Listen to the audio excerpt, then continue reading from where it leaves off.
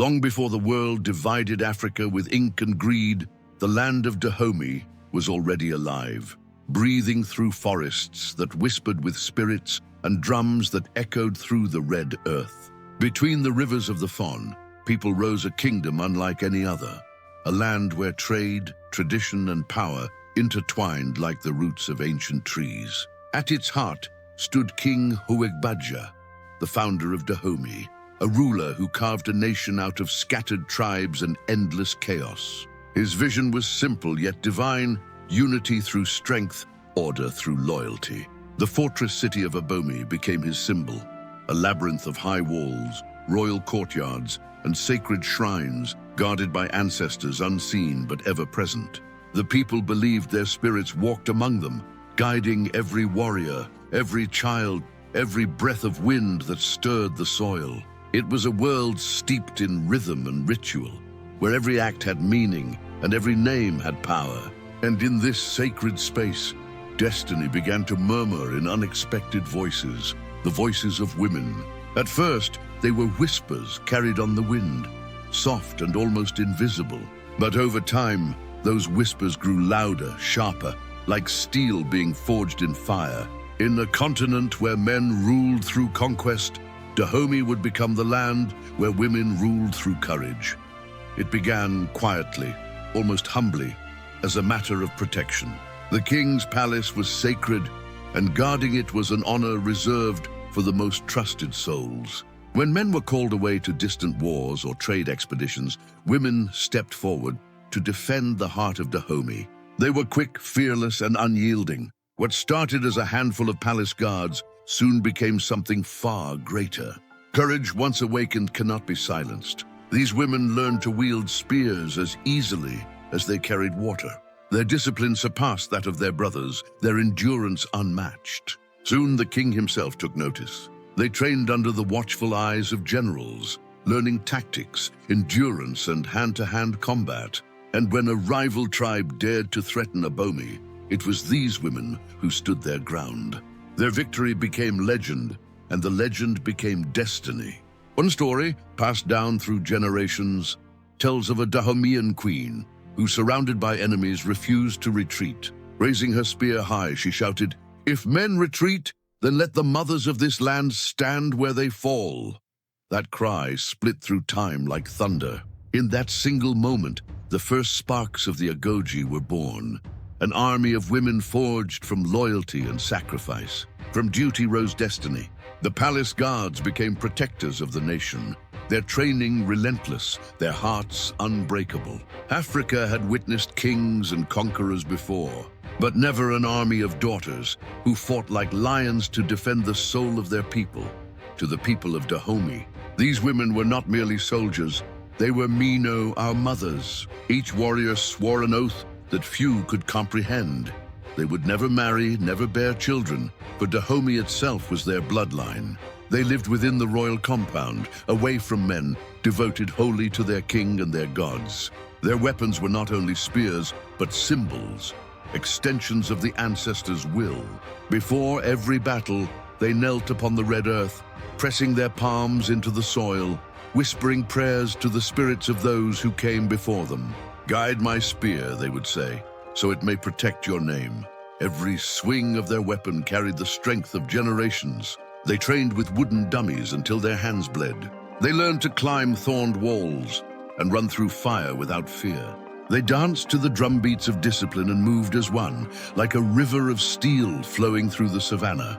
Their bodies bore the marks of battle, but their spirits carried the glow of something eternal. When the drums of war thundered across the plains, they marched beneath banners of red and gold, their eyes like embers and their hearts like storms. They fought not for conquest, but for memory, to preserve a kingdom that honored their strength. As the centuries turned and the winds of colonization began to sweep across West Africa, the warriors of Dahomey stood as the last echo of a world untouched by fear. The slave trade spread like fire, kingdoms fell to betrayal and greed, yet Dahomey endured. Its walls stood tall, guarded by women whose footsteps made the ground tremble. Every soldier who faced them, whether African or European, carried away the same memory: eyes of fire, blades of light, and voices that roared like thunder. These women were not shadows of their men. They were storms of their own making. They were the daughters of the earth, the protectors of a kingdom that refused to kneel. And though time would one day bury their names beneath the dust of history, their spirit would not fade. Even now, if you stand beneath the burning sun of Benin and close your eyes, you might still hear them. The echo of spears striking the ground, the chant of unity rising with the wind. For the women of Dahomey were never meant to be forgotten. They were born of soil and soul, warriors of blood and belief. And legends, dear listener, legends never die. In the heart of Agojie, where dawn broke over crimson walls and drums echoed through the royal courtyards, a new kind of warrior was being born. They were called the Mino, meaning our mothers. Though they were daughters of the kingdom, not yet wives or mothers of men, but warriors of the soil itself. Their lives began not with comfort, but with sacrifice. Recruited as young girls, sometimes volunteers, sometimes taken from noble families or captives, they were chosen for their spirit, not their bloodline. Once inside the palace walls, the outside world vanished. There were no husbands, no children, no personal desires, only the rhythm of training and the oath of loyalty. Their mornings began before sunrise, as the air filled with the sound of drums and commands. They ran barefoot across burning sand, climbed thorned walls, and learned to endure pain without flinching. Each failure was punished. Each victory earned respect. They sparred with wooden spears until their hands split open. And when blood stained the dirt, they smiled, for it was a mark of becoming one with the land they vowed to protect. These young women learned not just to fight, but to feel no fear, no hesitation, no mercy when defending Dahomey. Their transformation from girls to warriors was both physical and spiritual. The breaking of weakness, the rebirth of strength. The Mino were trained by veterans whose discipline bordered on divine. They were taught to hunt, ambush, strategize, and command. Their weapons ranged from iron spears and machetes to muskets captured from European traders. But beyond weapons, they learned the art of presence, how to stand like trees before the storm, how to move like shadows between moonlight and silence. It was said that their war chants could make the bravest soldier tremble, and their gaze alone could halt a charging enemy. Each woman took an oath before the king, kneeling before him with her spear in hand, repeating the sacred vow. I have no husband, I have no child, I have no fear. Only Dahomey is my blood. From that moment, they belonged to no one but their nation. The Mino's compound became sacred ground, a fortress within the palace where men were forbidden to enter. There they trained, ate, and slept under the watch of commanders who were once warriors themselves, women who bore scars like medals.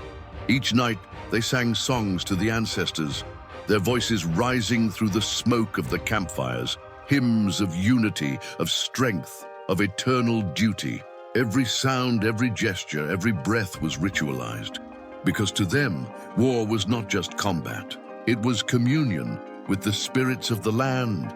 They believed that when they fought, the souls of fallen Agojie fought beside them. And when one of them fell, she did not die. She became part of the wind that carried their battle cries. The world outside Dahomey called them Amazons, but inside those walls, they called each other sisters, mothers, protectors, the unbreakable circle of the Mino. Through decades, their power grew until even the kings of Dahomey feared and revered them. When the enemy drums thundered from neighboring kingdoms, it was the Mino who marched first, their ranks glowing in red and gold beneath the blazing sun. They moved like a single body, a storm of motion and fire, their chants vibrating through the ground. Reports from European travelers described them with awe and disbelief. Women who fought like spirits, who charged into battle with knives between their teeth and fury in their eyes. To capture their bravery in words was to grasp at lightning. They were not merely soldiers, they were living myths. Yet beneath their discipline burned humanity.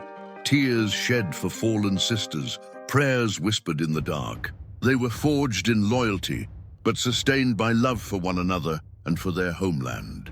In the silence after battle, when smoke rose over the fields and the cries of the wounded faded, the Mino would stand together, hands clasped, spears grounded, eyes fixed on the horizon. For them, there was no rest, no end, only the next dawn. They had become the shield of Dahomey, the living fire that stood between a kingdom and oblivion. And in every heartbeat of their march, you could feel the truth that history would one day try to forget, that strength wears many faces, but the most enduring of them all is born from sacrifice. They were daughters turned warriors, sisters turned legends. Their discipline became their destiny, their courage, the soul of a nation. And as the fires of war rose higher, so too did the legend of the Mino, women who stood where even kings feared to tread. At dawn, the air in Agojie shimmered like molten gold. The Mino stood in silence, hundreds of women aligned in perfect ranks, their spears glinting in the sunrise. The scent of iron, palm oil, and dust hung thick in the air. Drums began to beat, slow and thunderous, like the heartbeat of the earth itself. Each strike of the drum marked unity, purpose, defiance. This was not a mere army. It was a sisterhood forged in blood and discipline. Every scar they bore was a word in the language of survival. Every chant a prayer to the ancestors. When one sister fell in battle, another stepped forward without hesitation. When one was wounded, another carried her home. The Mino were more than warriors. They were a living bond of loyalty, tempered through fire and tears. Their laughter echoed through barracks after battle, and their silence carried the weight of those they had lost. They were not bound by family or birth, but by something far greater, a vow to protect Dahomey and to protect each other. "We fight as one," the commander would whisper before every campaign, her voice low but steady. "If I fall, you rise. If I bleed, you strike," and so they did. Across the plains and forests of West Africa, the Mino became a storm no army dared underestimate. Their days were carved from ritual. At sunrise, they ran through thorned fields barefoot to harden their flesh. By midday, they trained in the shade, sparring until the clang of metal on metal filled the air like thunder. They learned the art of reading silence, how to track an enemy by breath, how to strike before thought became motion. The palace compound rang with the sound of song and steel. The younger recruits, barely past childhood, learned from veterans whose faces were etched with lines of battle and memory. These elders were their teachers, but also their mothers, protectors, and storytellers. They spoke of fallen queens, of wars fought and won, of sisters buried with honor beneath the trees of Dahomey. In the evenings, the Mino gathered around the fires, their faces glowing orange beneath the flames. There, they shared food, songs, and stories, not of kings or gods, but of women like them who had become immortal through courage. When warrior Nawi once told a new recruit, "Steel breaks when struck alone, but when it's forged with others, when heat and hammer and will unite, it becomes something no blade can cut." That was the secret of the Mino, not strength in muscle, but in unity. When one moved, all moved. When one cried, all wept. Their hearts beat in rhythm, their spirits bound together like links of a living chain. Even European soldiers, hardened from their own wars, spoke of their terrifying coordination, how they advanced without fear, chanting in one voice. Their spears raised like a forest of flame, yet behind that iron discipline lay a quiet tenderness, the kind only sisters of war could know. They braided each other's hair before battle, tracing charms of protection into the dust on each other's foreheads. When one fell, her sisters carried her body home, singing the ancient hymn of the departed. They mourned not with despair, but with pride, for to die with the Mino was to live forever in the stories of their people. They knew fear, yes, but they learned to wear it like armor. The sisterhood of steel was not about the absence of fear, but the mastery of it. And that mastery gave them a power few armies in the world could match. European envoys who visited Dahomey wrote of them with astonishment. Women who stood taller than their male guards, whose discipline surpassed any regiment they had seen. They could march for miles without rest, fight from dawn till dusk and never falter. In a time when most of the world believed women belonged behind walls, the Mino shattered that illusion with every battle cry. Still, behind their strength lingered questions. What future awaited them beyond war? Could they ever be wives, mothers, dreamers again? The answer, whispered through the night wind, was always the same. They had already chosen their destiny. They were the daughters who became defenders, the sisters who became steel. They forged a bond no sword could sever, no history could erase. And when the fires of empire began to burn across Africa, the Mino would be called again, not just to fight for Dahomey, but to fight for the very soul of their world. As the drums faded and the fires dimmed, the sisterhood stood, silent silhouettes beneath the moonlight, spears glinting like stars. They knew tomorrow would bring new wars, new losses, new songs. But tonight, for one fleeting moment, they were eternal. The living guardians of Dahomey's heart, the echo of courage that time itself could never silence.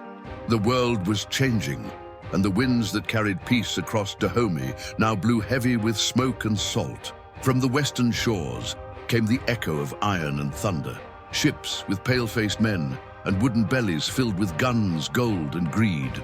The age of empire had arrived. European powers carved Africa like hunters dividing a carcass. And Dahomey, once a roaring kingdom of defiance, stood in their path.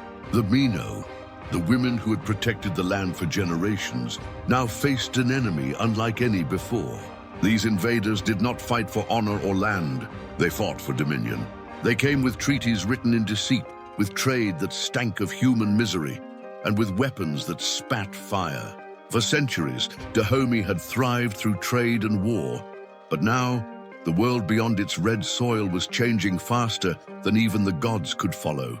In the royal court, tension brewed like a storm.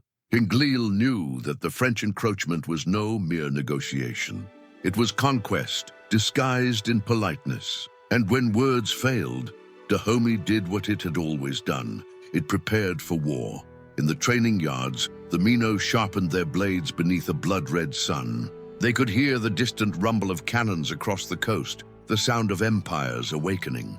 "The white men will not stop," one veteran whispered, her eyes like molten bronze. "They take until nothing is left." But to the Mino, surrender was unthinkable. They had sworn to the spirits of their ancestors. No foreign hand would soil their land.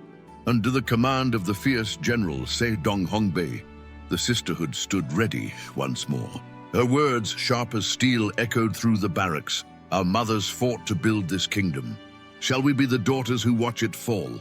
The women roared in answer, a sound so thunderous that even the birds fled from the trees. They painted their faces in sacred ash, tied charms to their arms, and sang their ancestral war hymn, a song that had carried them through centuries of victory. To the French, they were savages. To Dahomey, they were the very embodiment of courage. When the Mino marched, the ground trembled. When they charged, even men hardened by empire whispered prayers. But this time, the enemy's power was not just muscle and steel, it was machinery. The French brought rifles, cannons, and discipline honed by industrial war. For every spear that struck true, a bullet answered. Yet still, the Mino did not falter. In the thick forests of Cotonou, they ambushed patrols with precision and silence. They struck from shadows, melted into the night, and returned before dawn. It was not a war of equals, but a war of will. When the first French columns marched toward Agojie, the sky turned dark with rain. The Mino waited in the mist, their eyes fixed on the horizon. As thunder rolled, they charged, a tidal wave of fire and fury. Spears met rifles, drums met gunfire. The forest burned, and the air filled with the cries of the dying. One French officer would later write, "They came with the courage of lions, the fury of spirits. Even when wounded, they rose again. I have never seen such women. They were warriors in the truest sense of the word." But valor could not stand forever against gunpowder. As the battles dragged on, the toll grew unbearable. Many of the sisterhood fell, not from fear, but from sheer defiance, refusing to retreat even as the cannons tore through their ranks. The red earth of Dahomey drank deeply that year, and when at last the French flag rose over the burning city of Abomey, the Mino's chants still echoed in the smoke. They had lost the war but not their honor. King Behanzin, the last ruler to command their loyalty, fled into exile, his throne destroyed, his warriors scattered. Yet history remembers what empire tried to erase, that even in defeat, the Mino stood unbroken. Empires rise on power, but legacies are built on courage. The Mino faced the greatest force the world had ever seen, and met it not with surrender, but with fire. Their blades dulled. Their numbers fell, but their spirit remained eternal. As the smoke lifted over Dahomey, the French soldiers searched the fields and found women still clutching their spears, lifeless but unbowed. One of them had carved into the dirt beside her body a single word: freedom. That word, born of blood and defiance, became the echo of every woman who came after, a whisper that would travel through time, across oceans, into the hearts of generations yet unborn. The world might have called them Amazons, but they were something far greater: mothers, daughters, warriors, the soul of Dahomey itself. And though empires fade and kingdoms fall, the shadows of the Mino still walk beneath Africa's burning sun, silent, proud, and waiting to be remembered. The fires that consumed Dahomey did not just devour walls and palaces.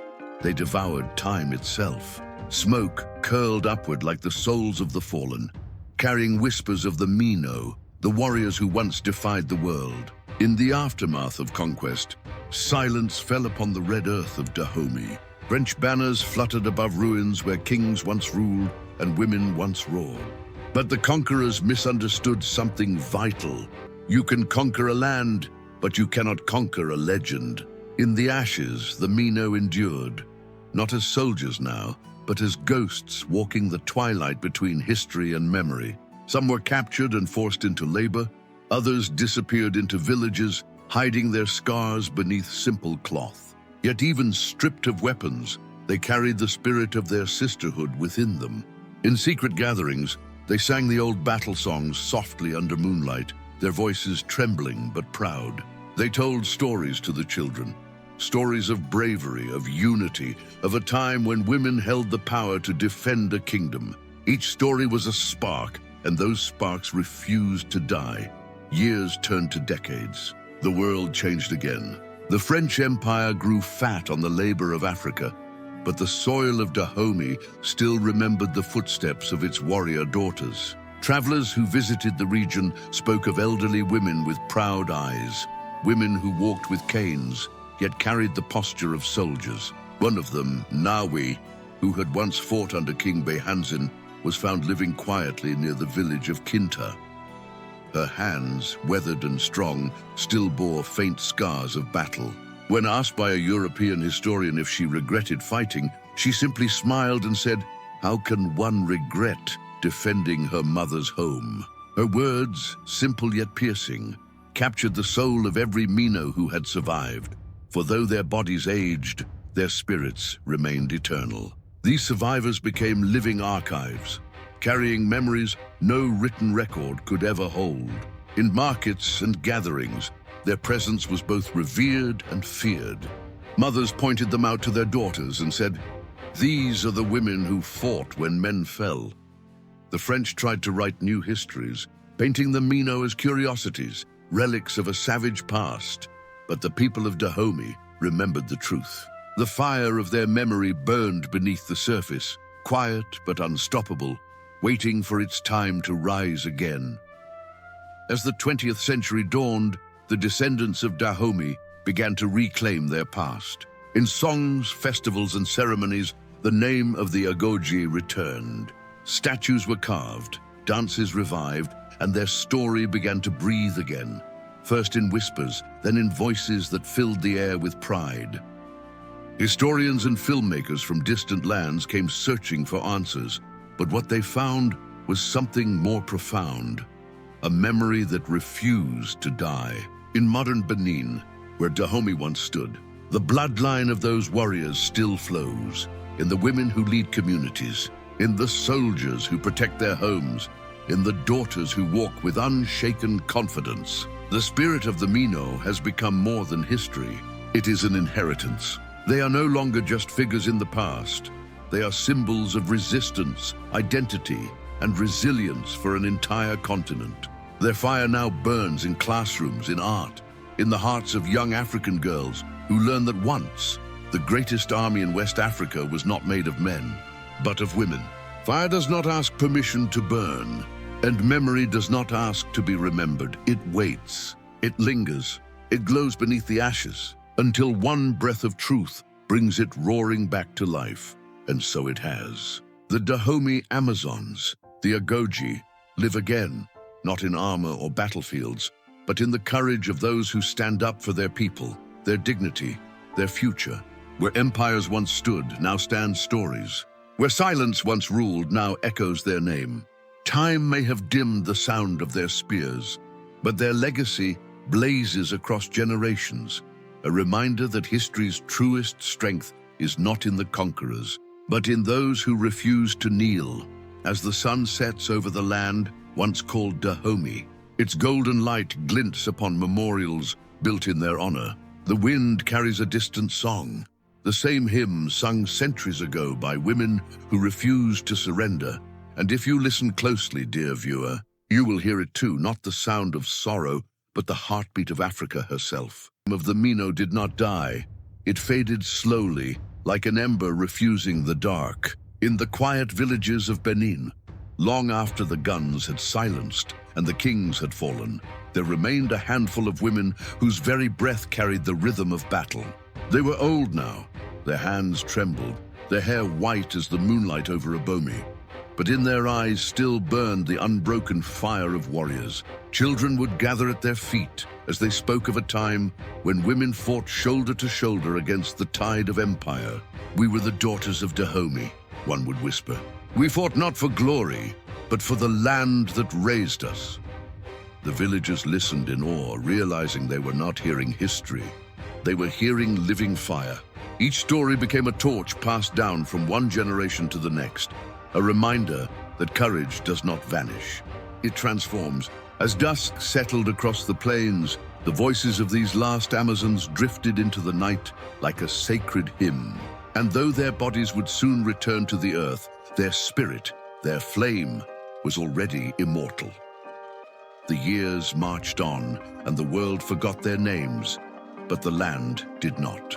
The soil of Dahomey still held their blood, and the wind still carried their songs. In the early 20th century, French colonizers tried to erase them from memory, to reduce them to footnotes, exotic curiosities in dusty archives. But truth, like fire, always finds a way through the cracks. Decades later, researchers uncovered the testimonies of soldiers who had fought against them.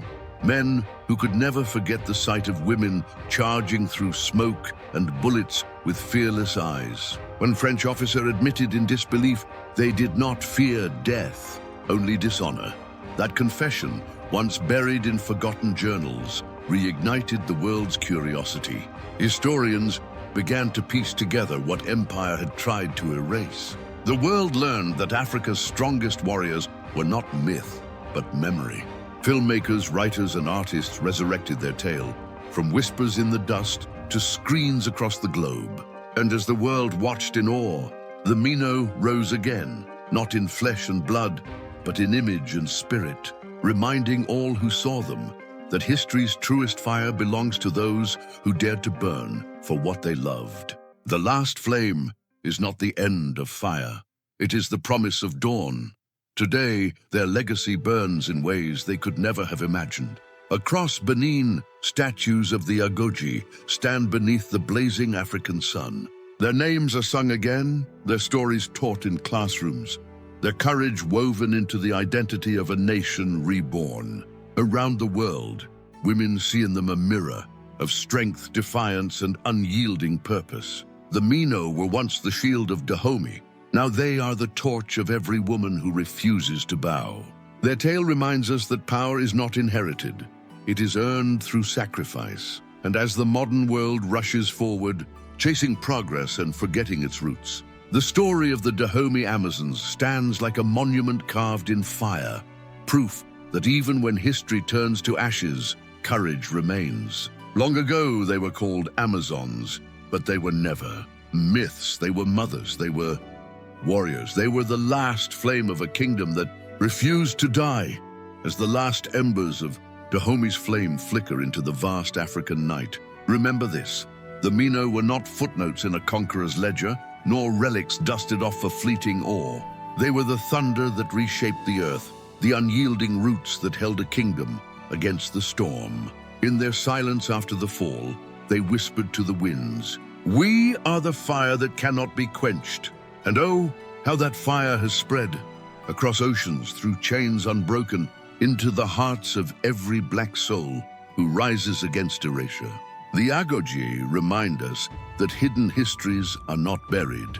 They are seeds, waiting for the right voice to call them forth. In the grand tapestry of black excellence, they stand eternal, daughters of defiance, mothers of memory, warriors whose legacy pulses in us all.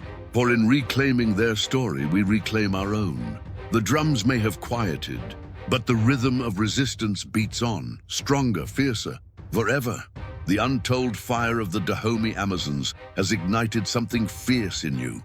Join us at Hidden Black History, your gateway to the shadowed sagas of black brilliance that empires tried to silence. Hit that subscribe button now